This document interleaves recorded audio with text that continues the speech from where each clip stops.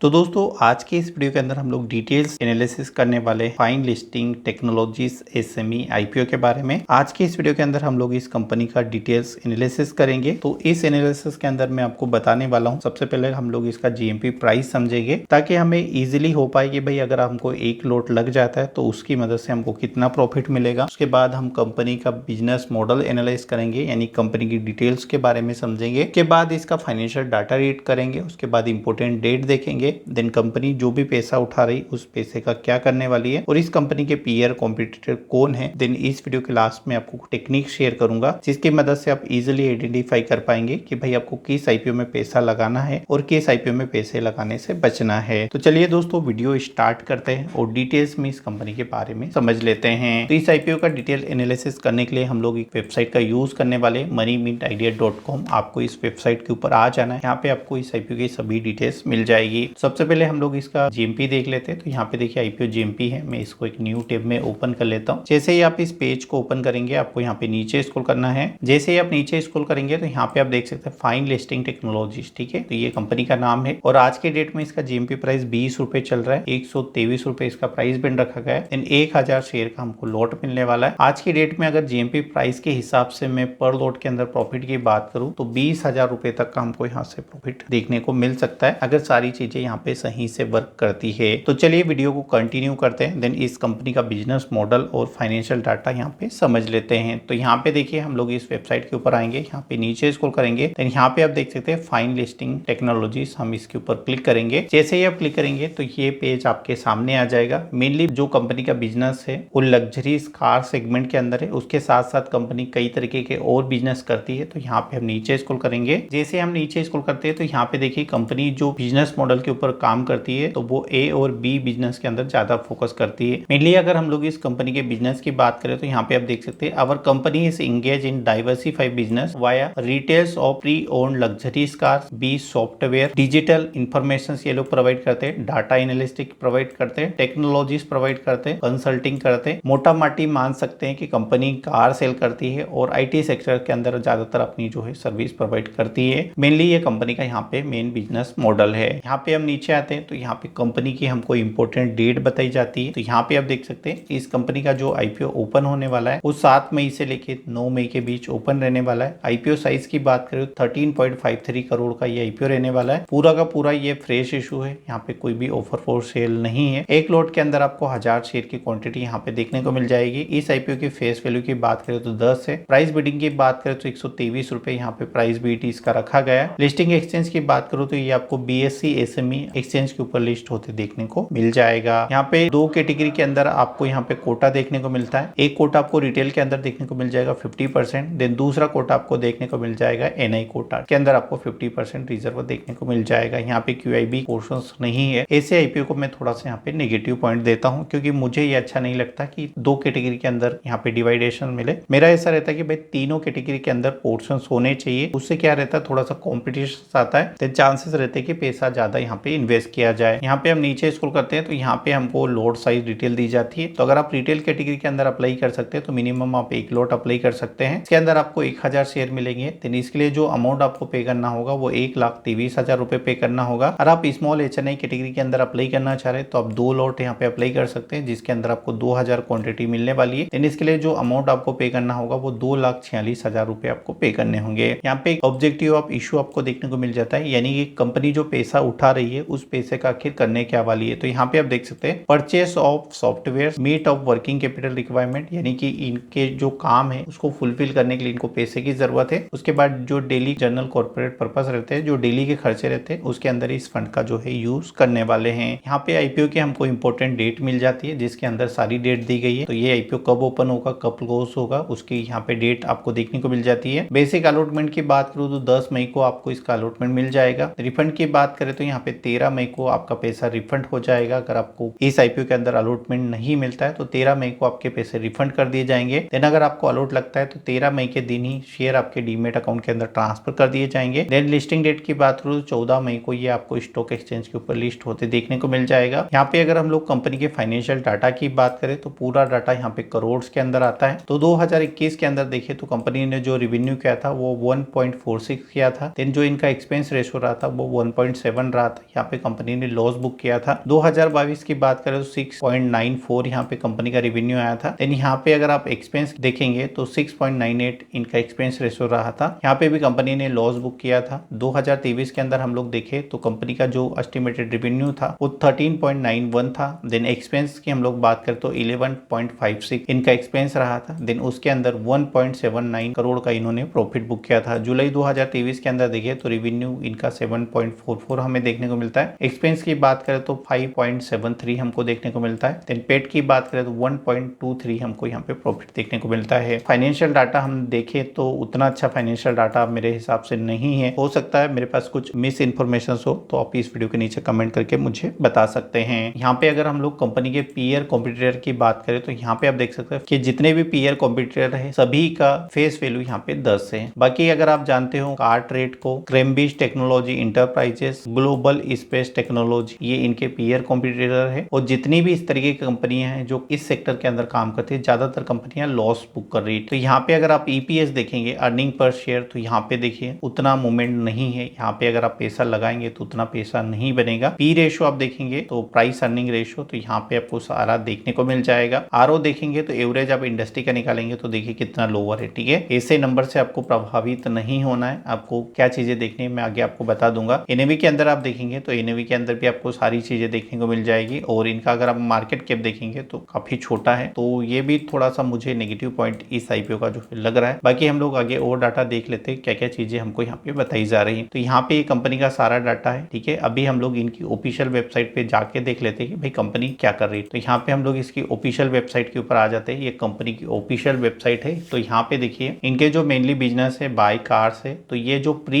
Owned car रहती है, ठीक है, उसके अंदर ये सेल का काम करते हैं। तो यहाँ पे जो मेनली बिजनेस मुझे अच्छा लगता है वो इनका आईडी सर्विसेज का है। तो आगे हम लोग देखेंगे कि इसका सब्सक्रिप्शन वगैरह कैसा रहता है। बाकी अगर आप नीचे आएंगे तो यही आपको बताया जाएगा कि भाई ये लोग कार सर्विस के अंदर सेल्स वगैरह का काम करते, इतनी कार बेच चुके हैं, ये सारी चीजें आपको यहाँ पे देखने को मिल जाएगी। तो ऑलमोस्ट आपको सारी चीजें समझ आ गई होगी और वीडियो के साथ आप अच्छे से रिलेट कर पाएंगे। फिर भी कोई डाउट है तो इस वीडियो को नीचे कमेंट करके आप पूछ सकते हैं। यहाँ पे दोस्तों अगर आपने मन बना ले कि भाई आपको इस कंपनी के अंदर आईपीओ में अप्लाई करना है, अप्लाई करने से पहले आपको किन बातों का ध्यान रखना है। तो देखिए पहला जो फैक्टर होता है, पहला फैक्टर मैं जीएमपी प्राइस को मानता हूँ। देन दूसरा फैक्टर मोस्ट इंपोर्टेंट जो मैं प्रायोरिटी देता हूँ वो देता हूँ मैं आईपीओ सब्सक्रिप्शन को। ठीक है, तो यहाँ पे आप देख सकते हैं ये मनी मिंट आइडिया का जीएमपी पेज है। तो यहाँ पे देखिए आज के डेट में 20 रुपए जीएमपी। ठीक है, तो इसके अंदर 20,000 का हमको प्रॉफिट दिखा रहा है। मैंने कई आईपीओ ऐसे देखे जो स्टार्टिंग में तो आपको जीएमपी अच्छा दिखाएंगे, कभी 50 दिखा देंगे, बट जैसे ही आईपीओ क्लोज होता है उसके बाद इनके आईपीओ 10 रुपए, 5 रुपए और कई आईपीओ तो मैंने जीरो होते भी देखे। तो आईपीओ जीएमपी को आप कभी भी उतने नंबर मत दीजिएगा कि भाई आईपीओ का जीएमपी अच्छा चल रहा है तो आप उसके अंदर पैसा डाल दो। आपको सबसे ज्यादा प्रेफरेंस देना आईपीओ सब्सक्रिप्शंस को। ठीक है,